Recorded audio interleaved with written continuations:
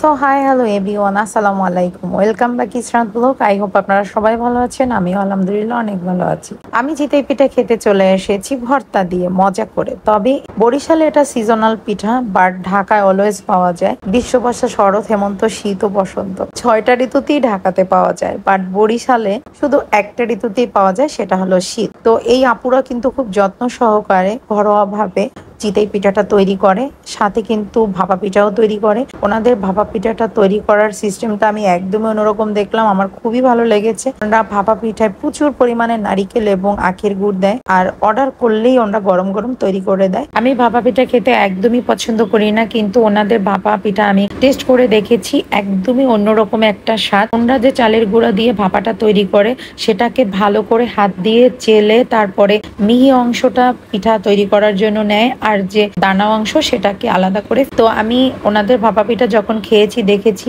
একদম খাওয়ার সাথে সাথে মুখের সাথে মিশে যায়। আমার কাছে এটা খুবই ভালো লেগেছে। এই যে ডাইসটা দেখেন, এটা দিয়ে যে চিতই পিঠা তৈরি করা হয়, এটা কিন্তু ঘরোয়া ভাবে আমার দাদি নানিও একসময় তৈরি করতো। এটাকে বরিশালের সাজির পিঠা বলা হয়। তবে একটা জিনিস ওনাদের এখানে খুব মিস করেছি, সেটা হচ্ছে শুটকি ভর্তা। বরিশালে কেউ শুটকি ভর্তা খায় না, তাই ওনারা শুটকি ভর্তা করে না। ওনাদের কাছে আছে ধনিয়া পাতা ভর্তা, সরিষা ভর্তা, চিংড়ি ভর্তা, আর আছে প্রাণের নাগা মরিচের চাটনি। তো গাইস, আপনারা কে কে আমার মতো শুটকি ভর্তা দিয়ে চিতই পিঠা খেতে পছন্দ করেন, সেটা অবশ্যই কমেন্টস করেন। তো সবাই ভালো থাকবেন। আজকের মতো বিদায়, টাটা, বাই বাই, আসসালামু আলাইকুম।